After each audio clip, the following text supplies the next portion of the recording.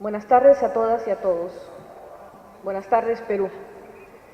Quisiéramos señalarles a la población que este gobierno, el gobierno del presidente Humala, de forma constante realiza sus consejos de ministros. No todos se ventilan en la ciudad de Lima, muchos de ellos se hacen en ocasión de los consejos de ministros descentralizados. En lo que vaya de mi gestión como presidente del Consejo de Ministros, tenemos más de 15 consejos de ministros celebrados, en los cuales no solamente se verifican iniciativas normativas al interior del propio Poder Ejecutivo, sino otras que son enviadas al Congreso de la República para su aprobación. Y también es un foro político de debate de determinados temas de coyuntura. En el anterior Consejo de Ministros, que fue el número 239, se aprobaron proyectos de demarcación territorial de importancia alta porque nos ayudará a resolver conflictos históricos con respecto a los linderos y colindancias de determinados distritos y provincias del país. Es así que en el Consejo de Ministros número 239 se aprobaron 6 proyectos de demarcación territorial y entre los cuales podemos resaltar la creación de 2 nuevos distritos en la región amazónica del Perú. Estos distritos son Alexander von Humboldt y Neshuya, ambos ubicados en la provincia de Padre Abad, región de Ucayali. Son dos distritos muy solicitados de parte de su población y que se ven cristalizados por una iniciativa del Poder Ejecutivo que remitirá en el plazo inmediato al Congreso de la República para su debate y aprobación. Asimismo, en esa sesión se saneó los límites territoriales de la provincia de Purús, ubicado en Ucayali.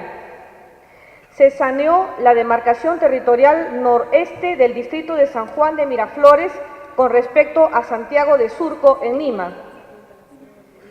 También aprobamos un proyecto de ley que delimitó las regiones de Ayacucho y Huancavelica y otro que trazó los límites territoriales entre Ayacucho y Junín.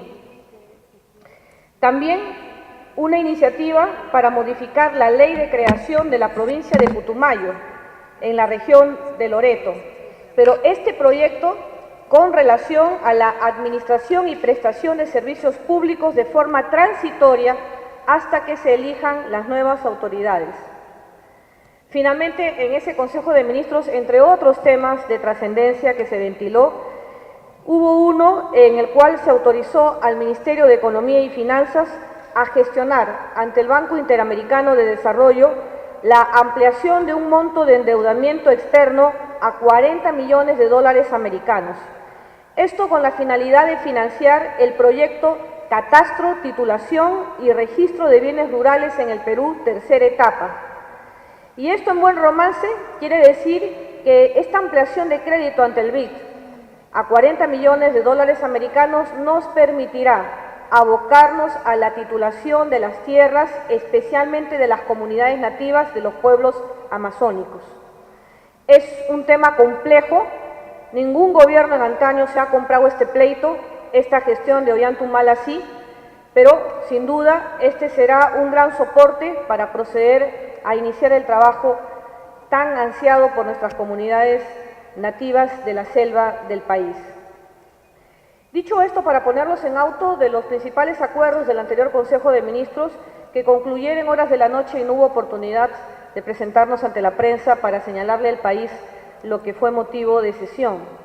Hoy día, en el Consejo de Ministros número 240 del 15 de octubre, entre otros temas que hemos ampliamente debatido y hemos perfeccionado algunas iniciativas legales y medidas a adoptarse al interior de este poder del Estado, hemos contemplado un proyecto de ley referido a la minería ilegal. Este proyecto de ley fue presentado por el Ministerio de Economía y Finanzas y como seguramente nuestro ministro Alonso Segura aquí presente nos señalará brevemente en qué consiste, yo quisiera decirles como presidenta del Consejo de Ministros que esta iniciativa legislativa tiene el propósito de reforzar la aplicación de controles especiales por parte de la SUNAT y establecer medidas más exigentes sobre la responsabilidad de acreditar el origen del producto minero por parte del adquirente y o del explotador en la comercialización de los productos mineros. Y esta es una herramienta legal que nos viene a bien precisamente en este proceso de formalización de la minería ilegal que ha iniciado este gobierno. Señor Ministro de Economía, si usted nos puede dar mayores alcances sobre esta norma. Sí, muchas gracias, Premier.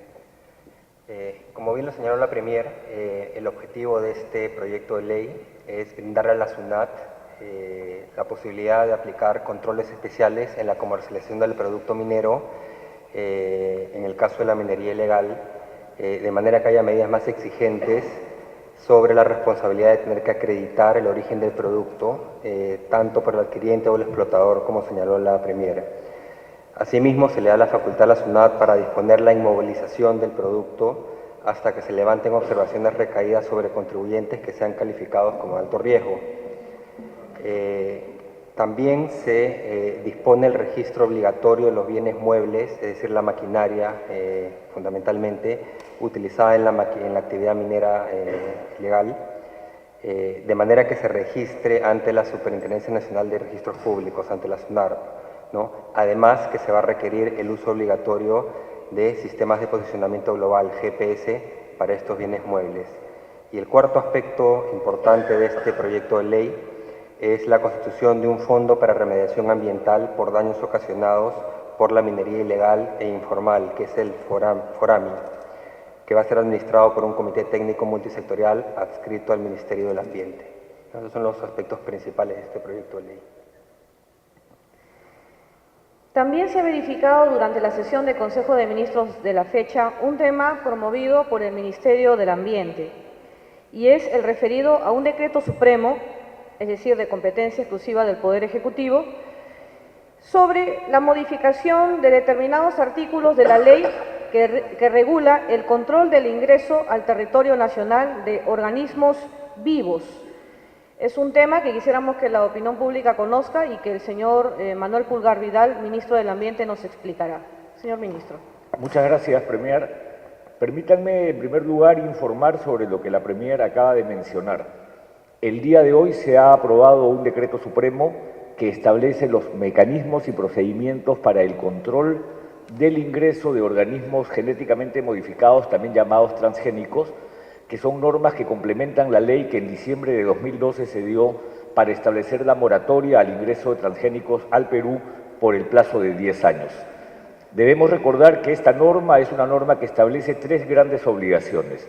Una primera obligación es la del control del ingreso de los organismos genéticamente modificados, que queda absolutamente precisado con este decreto supremo que establece con claridad las competencias de la SUNAT, que es obviamente la autoridad de aduanas, las competencias de SENASA y SANIPES, que son las autoridades sanitarias que corresponden a recursos agrarios y recursos hidrobiológicos, las competencias del OEFA y las competencias del Ministerio del Ambiente. En el caso del Ministerio del Ambiente estará a cargo de los muestreos utilizando las denominadas tiras reactivas para establecer la eventual presencia de organismos genéticamente modificados y adoptarse las acciones que correspondan. Además, se establece la obligación, en el caso que haya existido una intencionalidad de ingresar este tipo de recursos a través de los puertos de entrada, aduanas para ser más específico, la obligación de su reembarque y su eventual destrucción. Entonces, esta es una norma importante porque regula con claridad el tema del control de transgénicos dentro de lo que es el plazo de la moratoria. Pero permítame, Premier, hacer tres referencias más a cuestiones que considero que son muy importantes en relación al sector ambiente y las cuestiones ambientales del país. Lo que la Premier acaba de mencionar, que fue tratado en el anterior Consejo de Ministros del proyecto de titulación de tierras, el PT-RT3, que amplía en $40 millones el nivel de endeudamiento, es fundamental no solo por lo que significa, sobre lo que ella ha mencionado, mayor titulación, sino porque además deriva de un proceso de diálogo con las federaciones indígenas, y eso es altamente positivo en una lógica de un gobierno que dialoga con los representantes de los pueblos indígenas para acelerar los procesos de titulación e incrementar las hectáreas a ser tituladas. Creo que esa es una muy buena noticia que demuestra siempre la capacidad que existe de escuchar y dialogar y traer soluciones reales, en este caso específico, en un tema tan importante, tan urgente y tan sensible como es la titulación. El tercer tema que ha sido mencionado por el ministro de Economía y Finanzas es la creación de este fondo de remediación de áreas afectadas por la minería ilegal, fruto de la venta de bienes incautados que derivan también de procedimientos y mecanismos contenidos en esta norma que ha sido aprobada, en esta propuesta de norma que ha sido aprobada el día de hoy. Y este fondo tendrá una composición multisectorial cuya dirección estará a cargo del Ministerio del Ambiente y permitirá tener los recursos adecuados para pasar a lo que es una etapa fundamental en la lucha contra la minería ilegal, que es la remediación de las áreas afectadas. Tarea que es muy compleja, pero que tenemos que enfrentar decididamente para recuperar la cobertura boscosa y recuperar la diversidad biológica perdida en estas zonas afectadas. Y esto me lleva al cuarto punto, que creo que es bastante importante, que además estando los ministros que estamos acá presentes, y esto, la discusión, debate y revisión de todo lo que es el marco normativo que se está desarrollando para consolidar la estrategia de saneamiento en relación a la minería ilegal, que permitirá que además que continúen las acciones de interdicción, también se puedan establecer vías adecuadas para que el saneamiento sea una medida efectiva que permita ordenar este tipo de actividad en todo el territorio nacional, que permita consolidar las buenas acciones que se han venido asumiendo y que permita también encontrar formas de desarrollo alternativo para aquellos que hoy día se dedican a estas actividades en distintos lugares del territorio. Entonces son 4 puntos que creo que son fundamentales en la materia ambiental y que van a ser seguramente complementados tanto por la Premier como por el Ministro de Energía y Minas. Muchísimas gracias. Gracias, señor Ministro del Ambiente, Manuel Pulgar Vidal. El día de hoy hemos aprobado la modificación del reglamento de la Ley 29.852. Y como todos sabemos, esta es la ley que creó el Fondo de Inclusión Social Energético, llamado FICE, que nos permite compensar de parte del Estado parte del precio-valor de un balón de gas, que va precisamente a aquellas comunidades más vulnerables cuyo factor de pobreza y pobreza extrema le hace beneficiario de este fondo. Para esto, dejo en el uso de la palabra al ministro Eleodoro Mayorga, ministro de Energía y Minas, para que nos explique en qué consiste este acuerdo del día de hoy. Gracias, Premier. Hoy día hemos debatido y aprobado 2 dispositivos legales muy importantes para el tema de la inclusión social energética. Se trata, en primer lugar, de una serie de medidas que van a ampliar la utilización del Fondo de Inclusión Social Energético. Este fondo se ha venido utilizando, en primer lugar, para dar un bono de 16 soles a las familias pobres que compran gas en cilindros. La idea ha sido extender esto. Este fondo ha llegado y se acerca a 1 millón de beneficiarios a la hora actual. Y lo que queremos es que el fondo sirva no solo para compensar el uso de gas en cilindros, sino también para avanzar en la masificación del gas a nivel residencial, a nivel vehicular, y también para avanzar en soluciones a aquellas familias que no están cercanas a la red eléctrica, a aquellos que vamos a juntar a la energía moderna mediante el uso de paneles solares. El FICE, como así se conoce, va ahora a poder ser utilizado para cubrir en ciertas condiciones a aquellas familias vulnerables en ciudades en las cuales se desarrolle una red de distribución de gas, cubriéndole parte de los costos de conexión, de acometida, de medición y de instalación interna en los hogares para utilización del gas por tuberías. El fondo también va a permitir financiar parte de los costos que tiene a nivel vehicular la instalación de chips para el control, la seguridad y el pago de la conversión de vehículos a gas natural. El fondo también debe servirnos a impulsar el programa de cocinas a GLP y de cocinas mejoradas. Vamos a establecer una serie de registros que van a permitir entender la frontera a partir de la cual no existen distribuidores de gas en cilindro, frontera a la cual el gobierno va a preocuparse dentro de un programa conjunto con el Ministerio de Inclusión Social, de Desarrollo e Inclusión Social, la instalación de cocinas mejoradas en hogares de bajos recursos. El fondo también va a ser utilizado para financiar parte de los costos que tiene el programa de fotovoltaicos. Al respecto, el segundo dispositivo que se ha aprobado tiene que ver con la licitación que estamos lanzando a partir del 15, o sea, el día de hoy, para la instalación de 500.000 paneles solares en distintas partes del país. La idea es que hay regiones, hay pueblos en los cuales la red eléctrica no va a llegar por muchos años. Estos lugares necesitan electricidad para todos los usos: conservación de alimentos, iluminación, televisión, teléfonos, y para ellos la idea es instalarles paneles solares.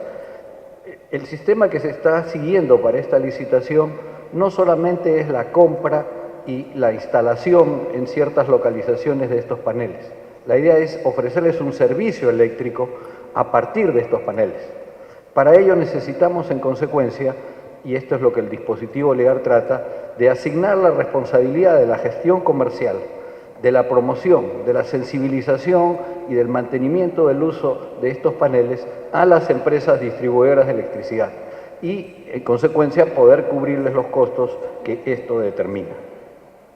Las extensiones del FICE van a ir también a 3 obras adicionales muy importantes. Una es que vamos a tener un programa anual de promoción de este tipo de energías renovables a partir del Ministerio para ejecución continua, de revisión continua anualmente. En segundo lugar, vamos a desarrollar un mapa energético, es decir, un mapa en el cual vamos a ir viendo cómo los diferentes pueblos del país, cómo las diferentes regiones del país están accediendo a una energía de calidad superior. Esto va a permitir correlacionar estos mapas a nivel geográfico con otros valores como población, biodiversidad, etc.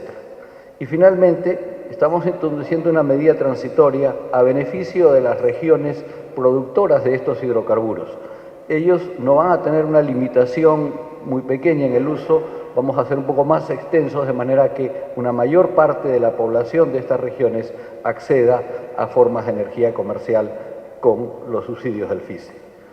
Es un dispositivo amplio, complejo, pero creo que va a permitir avanzar en la búsqueda de soluciones energéticas favorables en estas regiones apartadas del país. Gracias, señor ministro de Energía y Minas, Eleodoro Mayorga. Finalmente, hoy, entre todos los temas que hemos ventilado en el Consejo de Ministros, algunas han sido extradiciones, otros análisis de cómo va el proceso de formalización de la minería ilegal, otros referente a la presencia del Estado en las zonas del BRAEN a través de esta comisión multisectorial que interviene denominada CODEBRAEN y otros.